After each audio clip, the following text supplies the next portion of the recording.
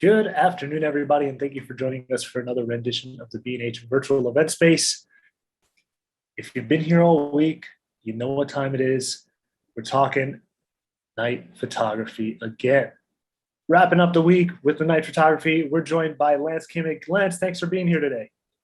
Thank you, Scott. Thanks for having me. It's always fun to do something at the event space. I'm glad to come back and talk about one of my favorite subjects. Yeah, it's an absolute pleasure to have you here. Lance is going to be talking today about the wonders of low-level landscape lighting. So obviously we'll be talking a little bit about lighting, some of our subjects. So I want to say thanks for being here, Lance. Thanks to our sponsors for the event, Luxli Lighting. Anybody who's joining us here on any of the streaming platforms, live stream, YouTube, Facebook, you know the deal. Just drop any of the questions you may have in the comment section and we'll get them over to Lance as we can. And if you're joining us on Zoom, you know how to use the Q&A tab, get those questions in as well, and we'll be taking those. Otherwise, without further ado, I'm going to get out of Lance's way and let him get on with the show. Thanks for being here, Lance. I'll see you in a little bit. All righty. Okay. Hey, everybody. So thanks for sitting in today. I appreciate your attendance here while we talk about one of my favorite topics, lighting in night photography. And I'm just going to go ahead and jump right in. Let's make it happen here. And away we go. All right. So as Scott mentioned, today's presentation is sponsored by Luxli. That is one of the primary tools that we use for this strange sounding thing called low-level landscape lighting. And we'll be taking a look at that. First, my name is Lance Kimmig. I am a partner in National Parks at Night. And we do, as you might imagine, night photography workshops in national parks, as well as international tours to really interesting destinations around the world. I'm going to be doing a boat-based or a schooner-based tour around the northwest coast of Iceland next month. So really excited about that. We will be announcing our 2022 workshops at the end of the month. So check out our website and sign up to our mailing list to find out more about that. But again, Luxli Light is our sponsor today, and I'm going to be talking about the tools that they produce and that we use at National Parks at Night for low-level landscape lighting and for light painting. All right, so now what's the difference between light painting and low-level landscape lighting? Well, light painting is traditional handheld flashlights for the most part, and low-level landscape lighting uses LED light panels or usually stationary fixed lights. Again, handheld for light painting like flashlights, and low-level landscape lighting uses stationary, very dim, almost imperceptibly dim lights, usually LED panels, but you can use a variety of different light sources. So there are a lot of different manufacturers that make these LED light panels. And I want to talk about why we use the Luxli panels and what makes them stand out over all the rest of them. First and foremost, they are adjustable down to 0.04% intensity. And that is something that, is really important when you're shooting at 6400 ISO or higher, and oftentimes really wide apertures, f2.8 or wider. So being able to have a very low powered light that won't overwhelm your subject at those settings is really pretty important. You can also control the lights with their app, the Conductor app. Super useful. You can change the brightness, change the color, change the white balance, all remotely, and you can control multiple light sources with the app. They have a very high CRI or color rendering index. Anything over about 87 or so is useful for photography. And many of the other brands and the less expensive LED panels have CRIs somewhere, in the 60 to 70 range. So that's pretty important. the white balance or the color temperature of the Luxli lights is adjustable from 2800 Kelvin all the way up to 10,000. And you can create just about any color that you can imagine with the Luxli lights, as well as setting the color temperature. There's also a bunch of effects like police sirens and fire flickering, things like that. They're really designed for, for video effects. And these lights, to be honest, they're originally designed to be on-camera video lights, not for what we do. But it's such a useful and versatile tool that it's been adapted by night photographers all over the place. I don't know what the statistics are, but I'm sure a great percentage of the lights that are sold are used by night photographers more than they are as a video light. One other thing that they're pretty unique and cool for the Luxli Fiddle, that's the most recent one that came out. I'm gonna hold it up here. You probably can't see too well on the little screen, but it's got a magnetic diffuser, which is pretty darn cool. This is a Luxli Fiddle that I have right here. Very, very cool and useful device. All right, so moving on. The Viola is the original light that we started using.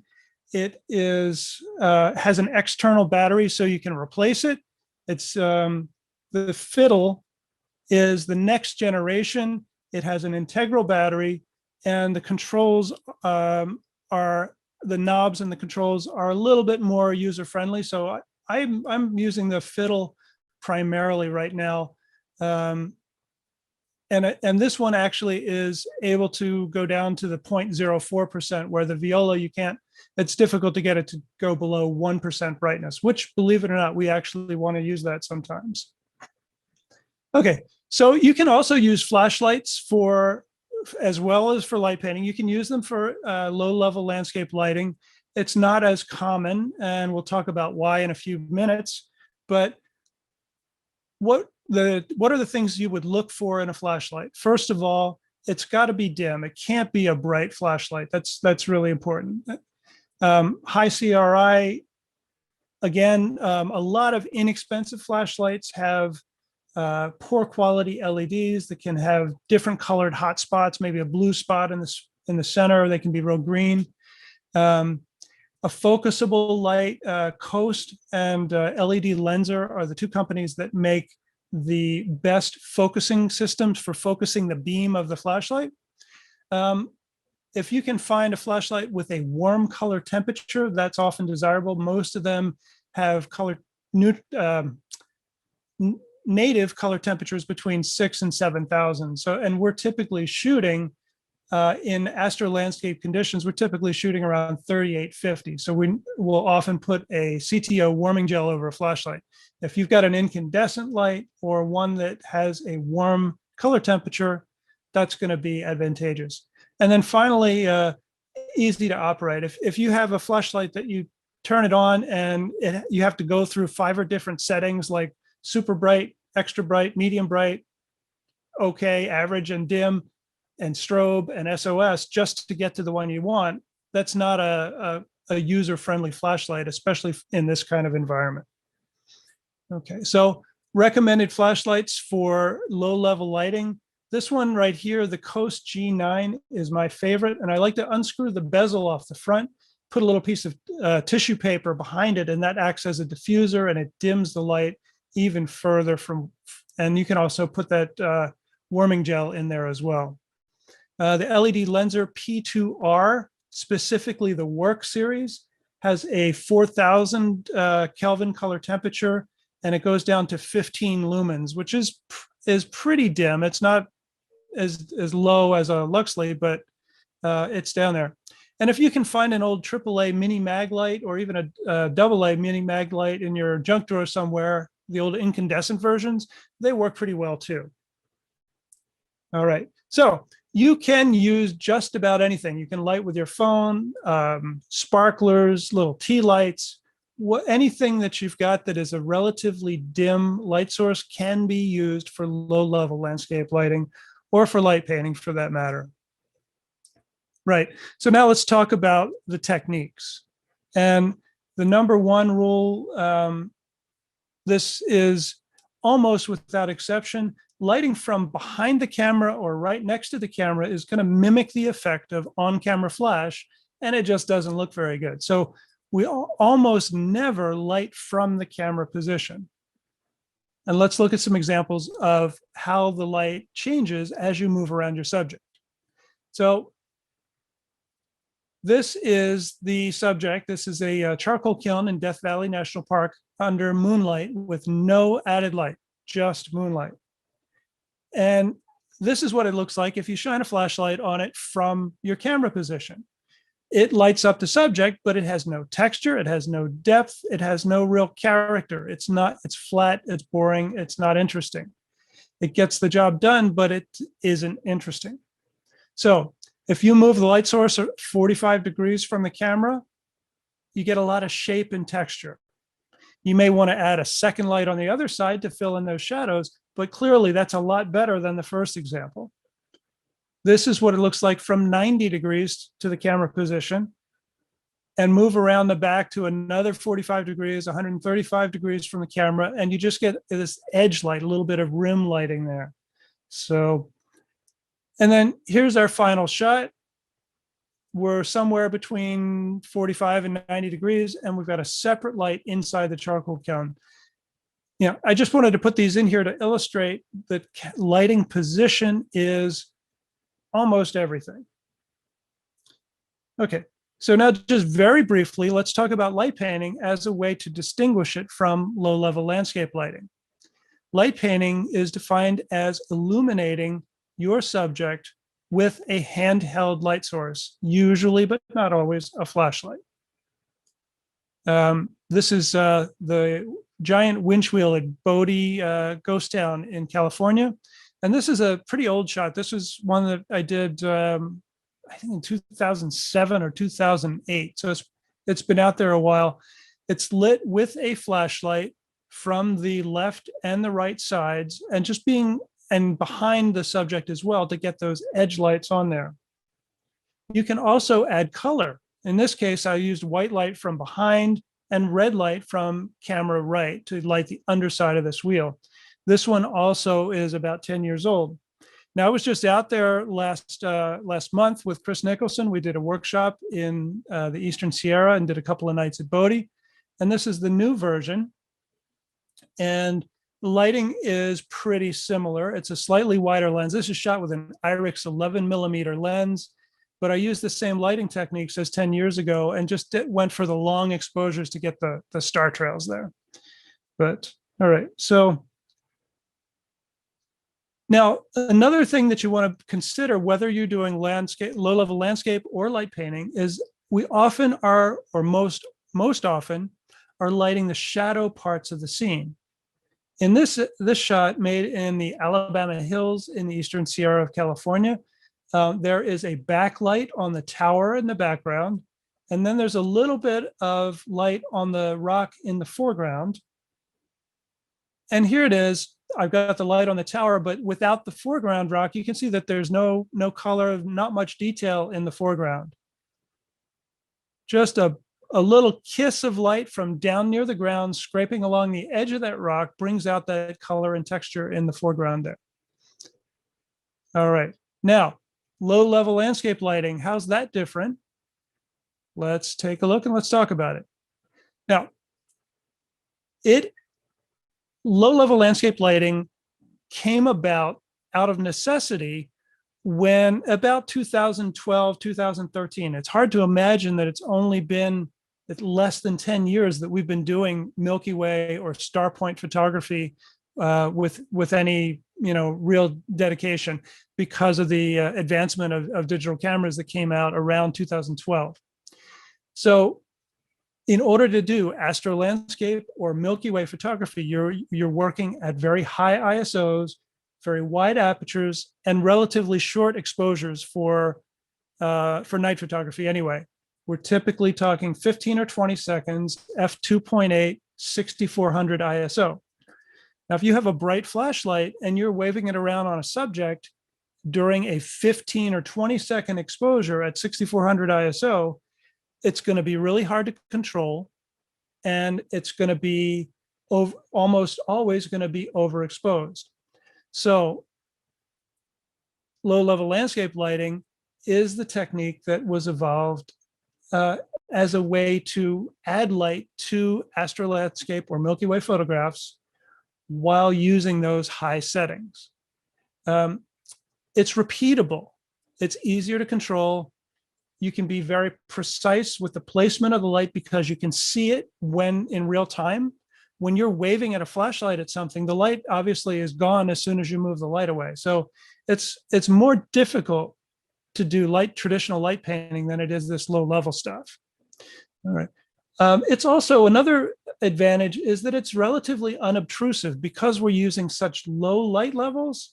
A number of national parks, particularly the ones out in Utah, have banned a lot of light painting because photographers have been, well, kind of obnoxious waving flashlights around while non-photographers are trying to enjoy the beauty of our national parks. But if you have a very dim, low-level light on a feature in the foreground, chances are it's enhancing the scene rather than diminishing it. So it's specifically pretty useful in that kind of environment where you don't want to draw a lot of attention to what you're doing. Maybe if you're trespassing, not that I'm advocating that, but it's another option there.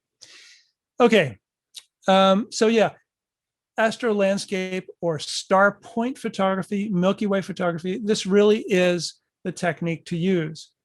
This shot here from about 2012 or 13, it's actually light painted with a really dim one of those mini mag flashlights. This is down at Mono Lake, which has these limestone tufa formations, and they're everywhere. There's chunks of this really sharp tufa rock everywhere, all over the ground. And under starlight, it's very difficult to navigate it. So, I almost broke my neck tripping over the rock trying to light this shot in 15 seconds, because that's what this is. This is a 15-second exposure lit from two different positions with a flashlight under really treacherous ground. So not a great condition for light painting, much better for low-level landscape lighting. Okay, low level is also great for working in groups because people can share the lighting. Oftentimes you can, in a workshop environment, if we're all photographing a similar subject, we can set up one main light on the star attraction of the shot, and then people can take turns adding their own light to different foreground elements. But it is a conducive thing when you're working with, even if it's just one or two other people, as opposed to a workshop with a dozen people, it's still a great technique to use. This is Balanced Rock in Big Bend National Park. Boca Chica Lighthouse down in Florida. This is low-level landscape lighting, even though it's in a semi-urban environment with the lights of Miami in the background.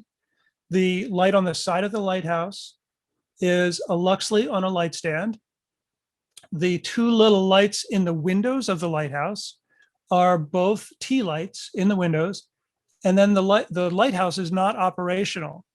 It's actually another Luxli that's shining up into the glass housing of the lighthouse there. And again, this is a great situation in a workshop environment where you can set up lighting and have multiple people share it. You can also use more than one rather than trying to run around and light the entire shot in 15 or 20 seconds. So here we've got one light on the left. It's probably 30 yards away on a light stand, and then one on the right on the house. So, and then the thing that makes it, of course, is the reflection of the lighthouse in the puddle in the foreground there. Okay, so low-level landscape lighting can also be combined with light painting, as in this situation right here. This is Groundhog Mountain in Blue Ridge, on the Blue Ridge Parkway, and the lookout tower in the background is lit with two Luxlis. One of them is on a light stand to the left of the tower, and the thing that looks like a star or a planet just above the horizon that's actually the light on a stand, but I left it in there just because I thought it was kind of cool. The other one, there's a Luxli in the tower at a much higher color temperature. I think that one's cranked all the way up to 10,000 Kelvin, and that's on the floor pointing up into the roof of the tower. Now the hay bales in the foreground are light painted. Yes, if I had 3 more Luxlis and 3 more light stands, I could have done this all with low level landscape lighting. But as it is, all the light on the hay bales is done with a Coast G9 flashlight in one frame. So this is a 20-second exposure, and I lit from 3 different positions during that 20-second exposure with a flashlight.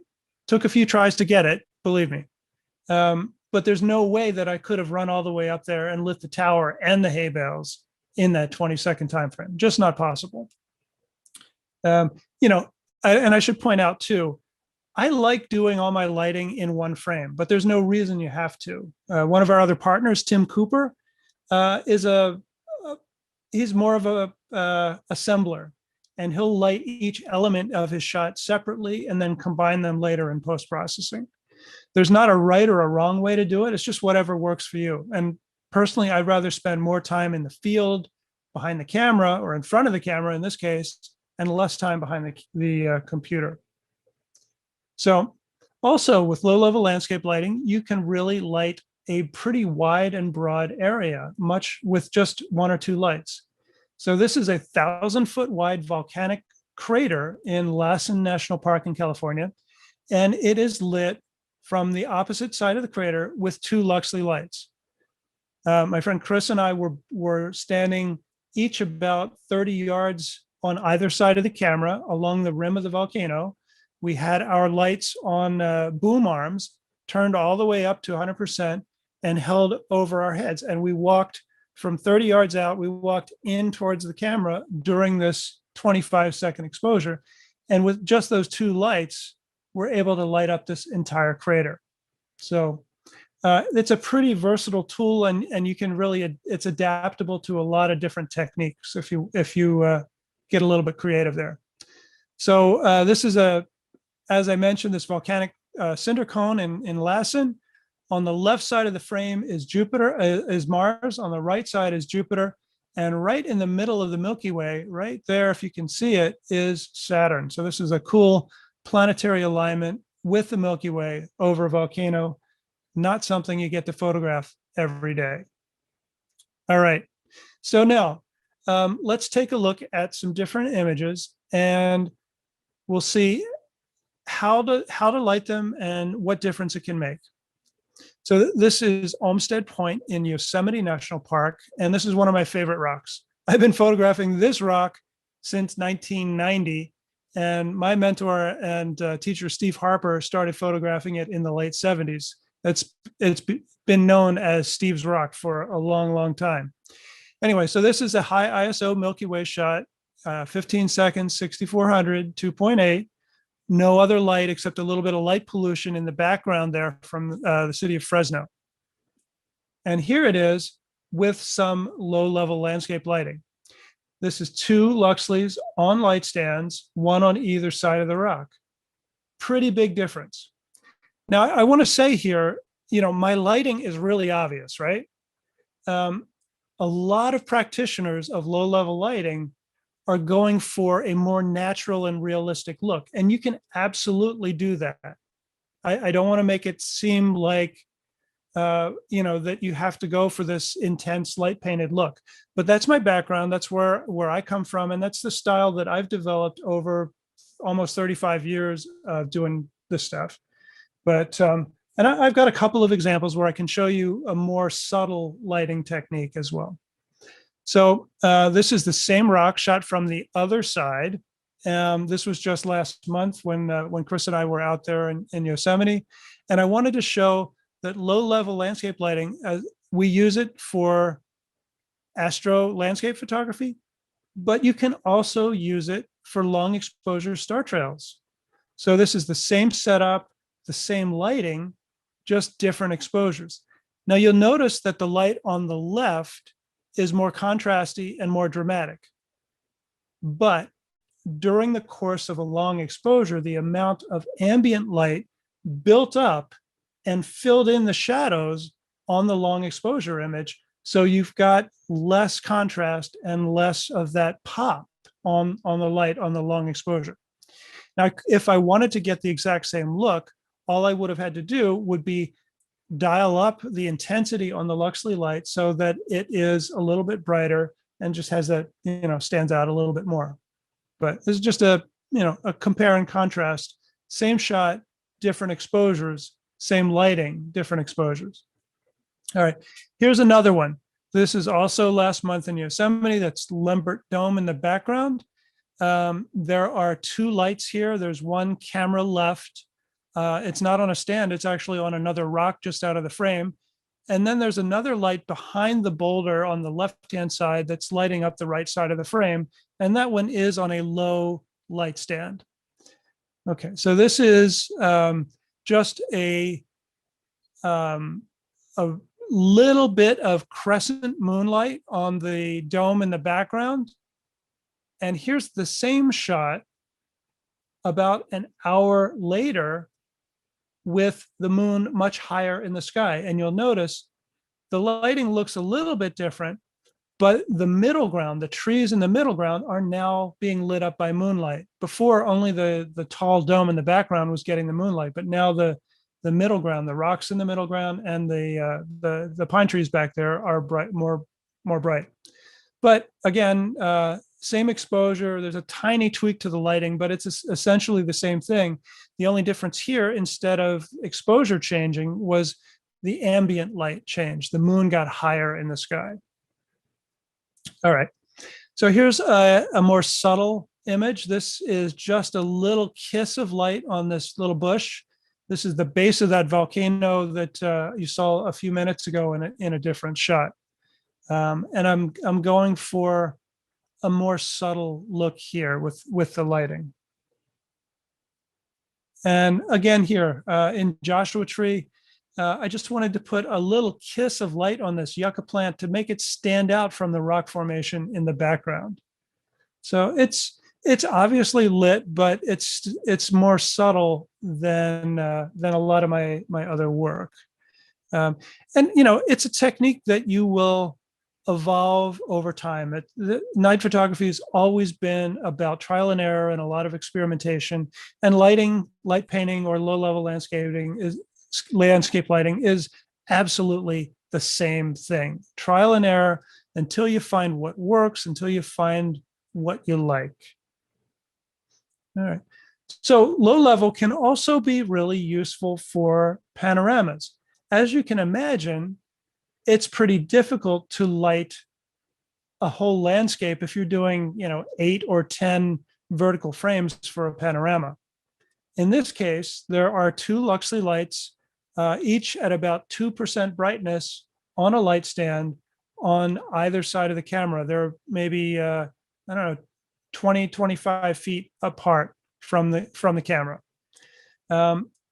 The light is maybe just a little bit warm. If I had dialed down the color temperature a little bit to match the blue of the sky, you would probably not even know that there was added light on this scene. So it's a useful tool. And I gotta say, having more than one light and having light stands makes a huge difference in what you can do. And also downloading the app and being able to control the lights from your camera position so you can actually see what's going on. Because when you're out in the field, lighting from 45 or 90 degrees from the camera, the light looks like it looks from the light position. It doesn't look like it looks from the camera position. So by standing at the camera with the app and changing the light, you can see in real time what the effect of your changes is going to have. And that's huge. It's really, really useful. All right, so here is one that was just last week. I was on a camping trip in northern Vermont. Lucky me, right? And the lighting here, it's not a Luxli. Sorry, guys, it's not a Luxli. This is the dying embers of a campfire. It was just barely a little tiny bit of flame for the first few minutes of this 30-minute exposure. And it was enough to light up the foreground, to put some light on the canoe and make it look like it was mid-September instead of mid-August, with the orange color on the trees in the foreground there. So, it's not always a Luxli. You can use whatever light source you've got available. I did some other shots here with a raging fire, and wow, completely different, as you might imagine. All right, and this one, this is a steaming fumarole in Iceland with some northern lights, as you can see. And it was a pretty windy night. You do not want to stand next to or behind a huge cloud of 212-degree steam to light your shot. So put it down, put it on a light stand, put it behind your light, this is backlighting in this case, just to light up the steam. I wish I had pointed the light a little bit higher up so it would have lit more of the steam cloud, but next time, right? Okay. Now, this is a situation where I'm using that low-level technique, but the light isn't really all that low. It's the same technique. It's more like traditional location lighting with a brighter light source. I've got moonlight here. I've got lights, street lights, and I've got lights from this lighthouse.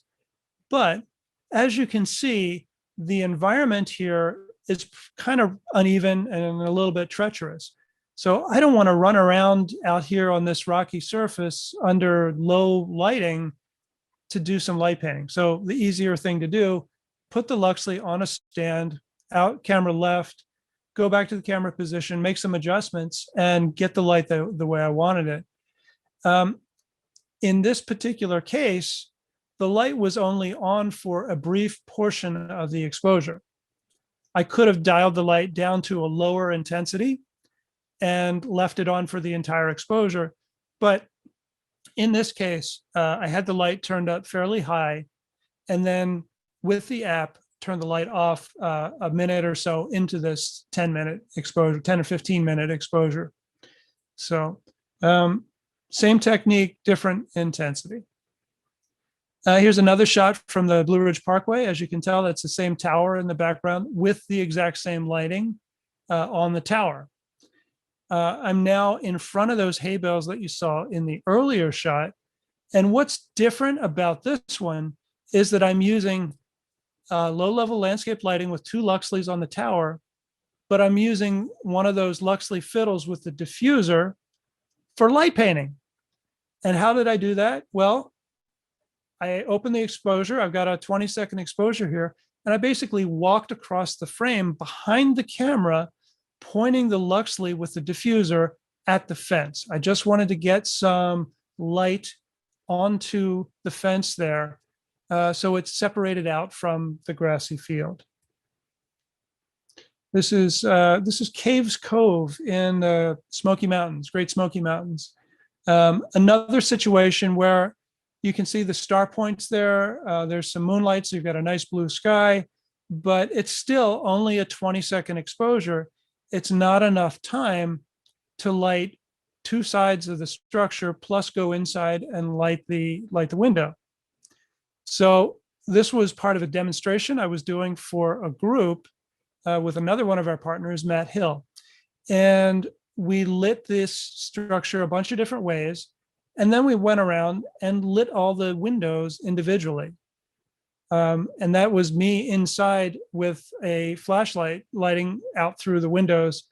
And then we did this demonstration. We lit all the windows and the back door separately. And then we're able to layer them in Photoshop and have all the lights appear. You could have them appear as though they're all on. And then we did this cute little time lapse where the lights went on and off inside the house. So fun stuff. All right. Okay, so this is my last example. This is in Glacier National Park. And this is, as you can probably imagine, an undiffused light source. So it's a little harsher, it's a little more intense, and it's closer too. So you've got more contrast. It's a Luxli up on a light stand, about 90 degrees to the camera on camera right. and it's up high, so it's shining down on that old tree branch there and catching a little bit of light on the fallen part of the tree on the ground, and there's a little bit of spill down the hill on that dead snag at the base of the lake.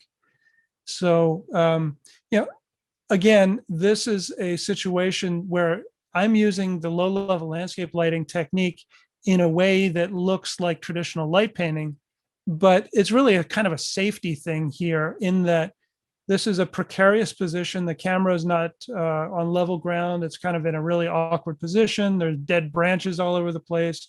It's on a steep hillside. I don't want to do a lot of running around in this kind of environment, especially if I've got the ability to do it with fixed stationary lighting that is repeatable, highly controllable, and just has a lot of advantages overall. So that's my last example. I wanted to give a big shout out and a thank you to B&H, as always, for your incredible sponsorship of National Parks at Night, and also for your incredible support of the photography community in general. You guys are awesome, and I'm really glad to be associated with you. Also, thanks again to Luxli. I'm being lit with a Luxli viola right now, and here's my Luxli fiddle. And with these two lights, I was able to do most of the shots that you saw in this presentation with just those two lights, and maybe a flashlight thrown in here and there. Again, I'm a partner with nationalparksatnight.com. I hope you will check out our website, sign up for our weekly blog email, where we have really informative and useful articles on all things night photography.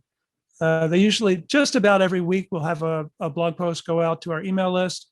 And one more time, we are announcing our 2022 night photography workshops and photo tours at the end of August. And if you sign up for our email list, you will be notified ahead of the general public. And our workshops do tend to sell out pretty quickly. So being on the mailing list is the best way to get a shot at one of those workshops. So thanks again. If we've got time for questions, I am happy to take some. Awesome. Thank you so much. We really appreciate it, Lance. A ton of great knowledge and information in a packed amount of time. We do have some questions coming in. I do know that you mentioned that you were using the Luxli fiddle and viola, correct? Yeah, and I said Luxli makes a wide range of lighting tools, from the constructor. Constructor. It was the first one that they came out was a less precise, lower end tool than the viola, then the cello, which is about twice the size of the viola, brighter than we need, but perfect for video use. And then for studio use, there's the timpani, which is even bigger. It's like a 1 foot by 1 foot light.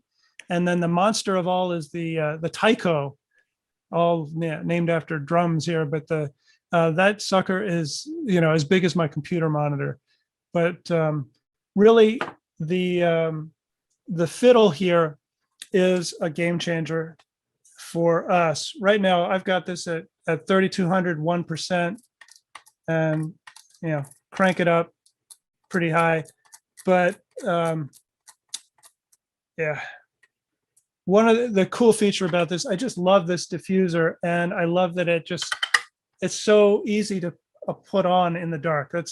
It's got a 1/4-20 thread on the bottom and on the top, so you can orient it vertically or horizontally, and controls dials here for color temperature and brightness, a mode switch, so you can switch between colors. I don't use the I don't use the colors too much myself. I'm more of a warm 3200K guy myself. Awesome. And then just one other thing to point out, that the viola and the cello are approximately the same brightness. The viola and the fiddle. The viola has an external battery. The fiddle has an integral battery that cannot be removed. But when you're using it at 1% or less, you can get several nights worth of lighting out of one charge. Sure. And so Amy wanted to know a little bit on in terms of the fiddle.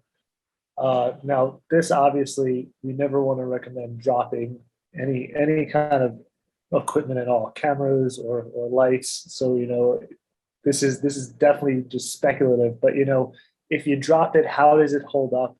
And just in terms of responsiveness with water, is it water resistant, waterproof? Do you know? Okay.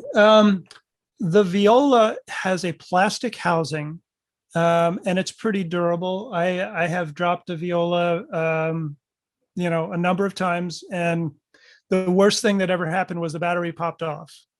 No big deal.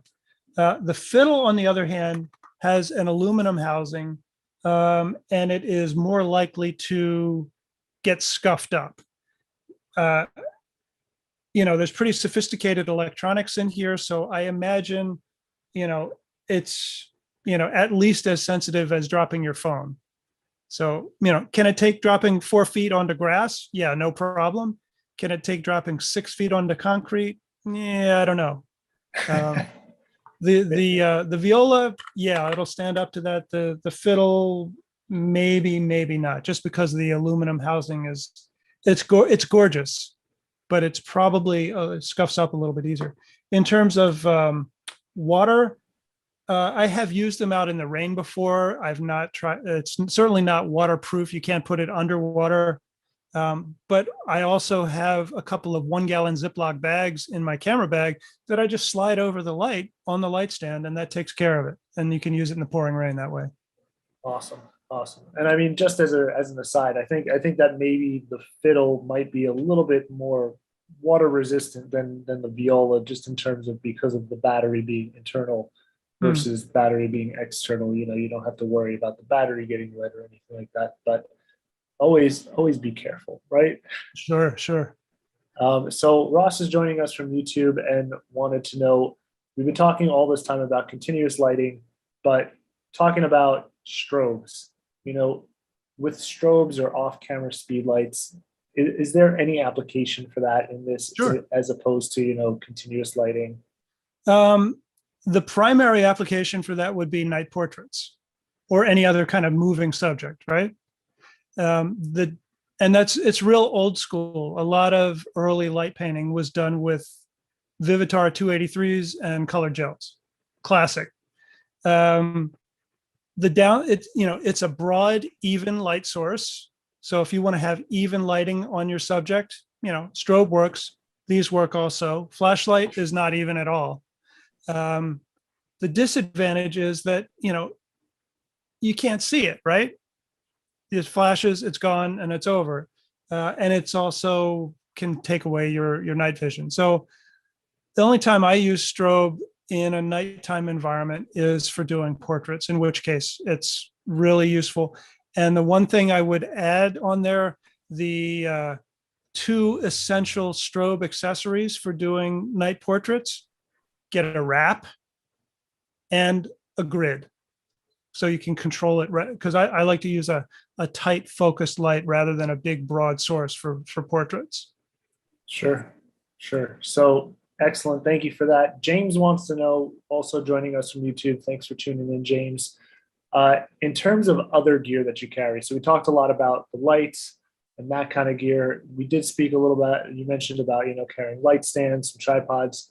What is your gear? What does your equipment look like in terms of what you carry? All right. I try to be a minimalist. I'm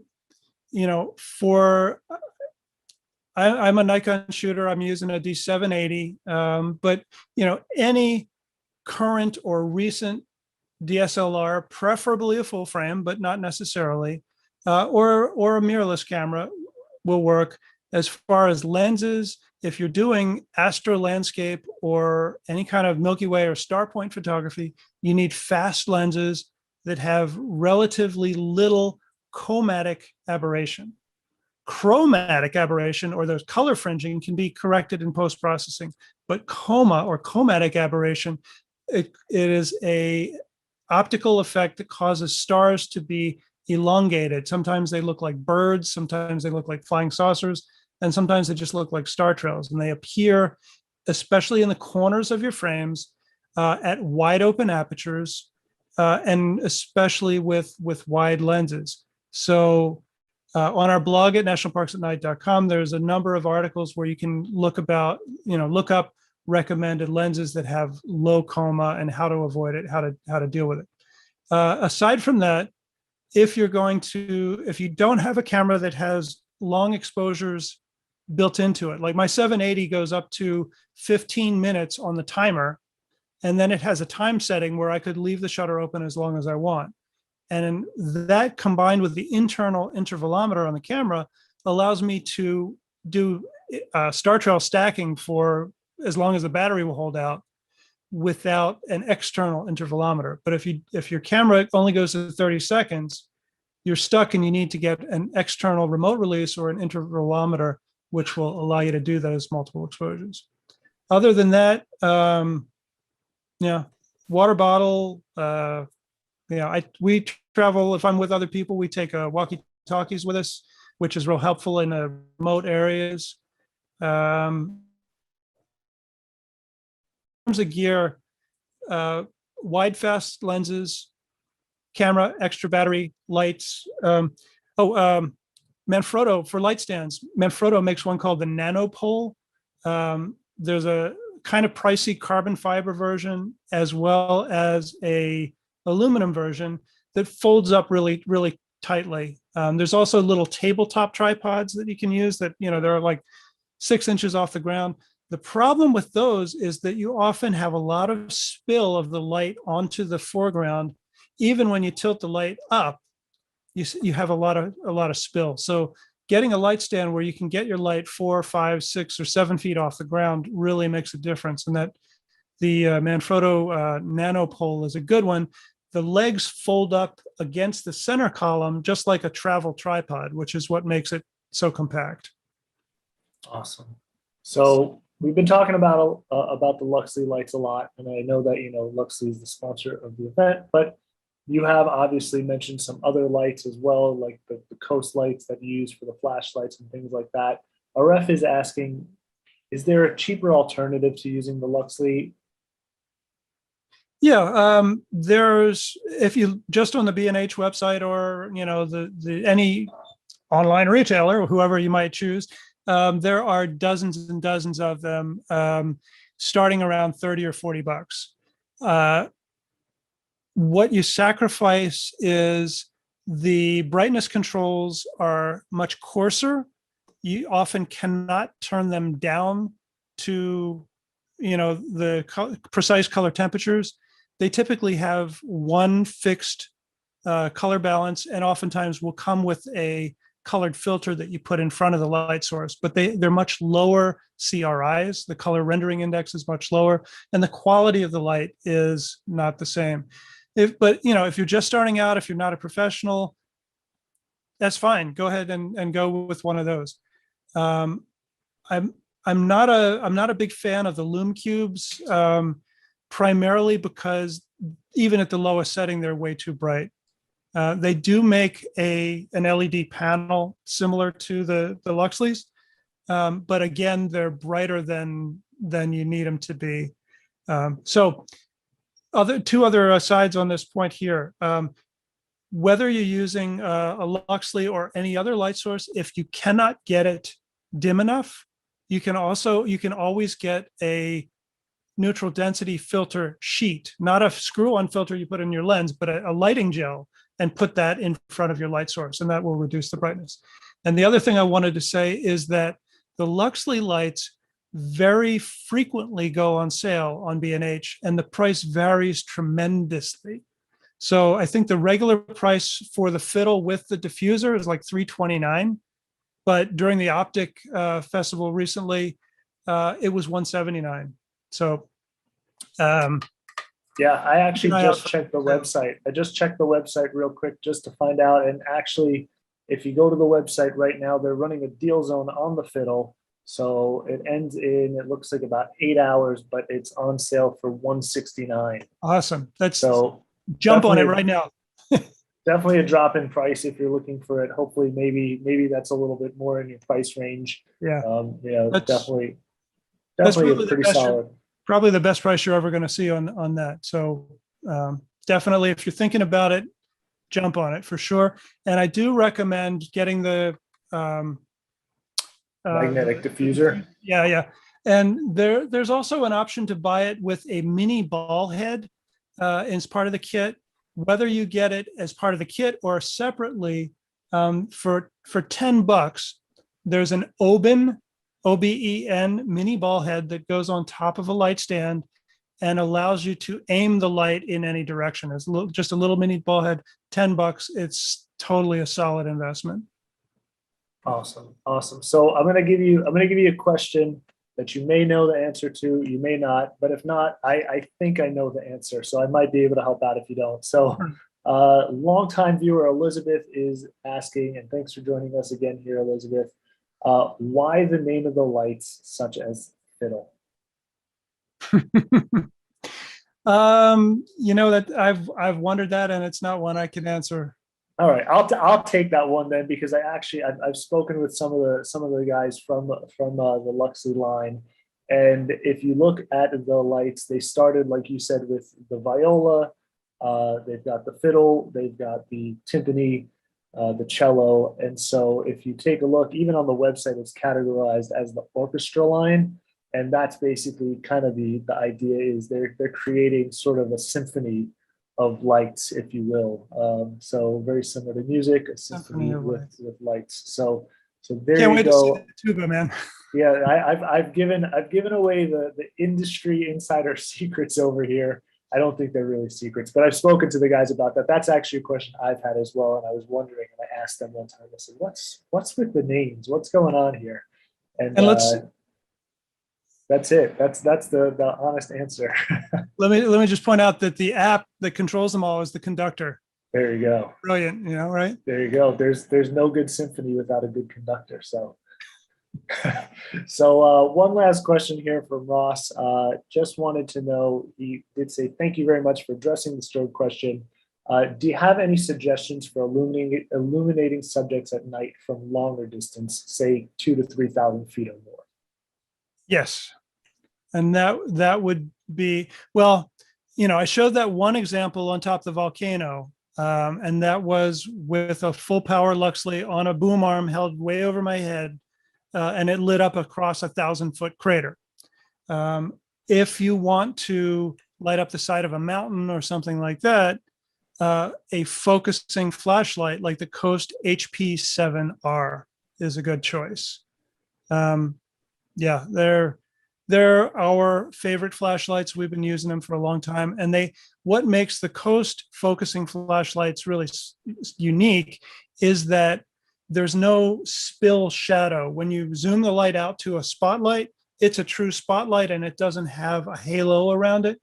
Any other light that I've ever seen, including the LED lenser lights, which are also pretty good, has a halo around there. So it makes it a little bit more difficult to control. And you kind of need to put a snoot on the end of the flashlight to keep that spill tight. And that's another way, if you don't have a telescoping or a focusing flashlight, you can use something like a paper towel roll or a piece of PVC pipe with gaffer's tape on it, something like that as a snoot to narrow the beam of the light and direct it. But the HP5R and the brighter HP7R are our recommendations for lighting up distant objects, like, the side of a mountain, for example. Got it. Awesome. Well, Lance, thank you very much for being here and sharing some great information here. Hopefully everybody's had an opportunity to take something away. I did see some questions come in and asking about if this is being recorded, which it most definitely is, like all of our events. So you could always go back to livestream.com/BH event space and rewatch this and capture all the information that you may have missed. You can also check out our YouTube channel as well as Facebook. It's always going to be up on there. Want to thank you again, Lance. Want to thank our sponsors of the event, Luxli Lights. Thank you, everybody, as well. Lance, any final words? Yeah, I just want to say, go back to the YouTube channel or the event space link and check out the other presentations for Astro Week, for Night Photography Week. A couple of our partners have done presentations, and night photography is a fascinating and rapidly expanding subject. There's so many people doing so much cool work out there. Just go out and have fun, explore, check it out, and there you go. Thank you so much for Awesome. having me. Thank you. Thank you for being here. Thank you for sharing. Yep. Thank you to everybody tuning in. We appreciate you as well. You know the deal. This has been another rendition of the B&H Virtual Event Space. We'll catch you next time. Right. Bye.